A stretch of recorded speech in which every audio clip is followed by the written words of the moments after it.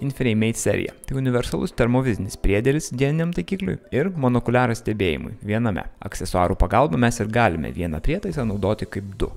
Komplektuojame su Rusan tvirtinimo žiedu, kuris yra paprastai ir greitai tvirtinamas ant visų populiariausių taikiklių modelių. Kokio žiedo reikia, galite sužinoti išmatavę savo taikiklio priekį. Tuomet mes parinksime Rusan žiedą 1 mm tikslumu, įbrėžimams atsparia vidinė danga ir paprastu tvirtinimu. Kai Mate yra prišaudytas, žiedą galite nuimti ir uždėti daugybę kartų. Prišaudymas nuo to nepasikeis. O dabar pati prišaudymo instrukcija. Nusipirkus bet kurį Mate, jį reikia vieną kartą prišaudyti prie turimo ginklo ir taikiklio. M mygtuko paspaudimu junkite meniu langą. Rodyklėmis navigacijai keliaukite žemyn iki Zeroing Profile profilio pasirinkimo. Mate turi 4 profilius. G1 ir G2 yra skirti vienam arba antram ginklui, G3 ir G4 yra monokuliaro režimai, tiesiog patogesniam stebėjimui. Paliekame įjungtą G1 profilį, spaudžiame vienu pasirinkimu žemiau iki Zeroing, M mygtuku užeiname į vidų ir ekrane atsiranda X ir Y ašys.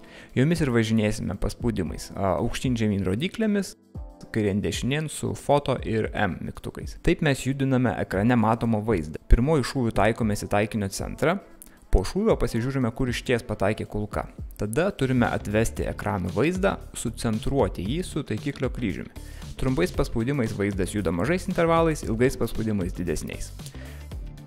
Kai jau sucentravome, vienu metu paspaudžiame ir palaikome fotoaparato ir M mygtukus. Taip nustatymai išsisaugo konkrečiame prišaudimo profilyje. Dabar pažiūrėkime, kaip tai atrodo praktikoje.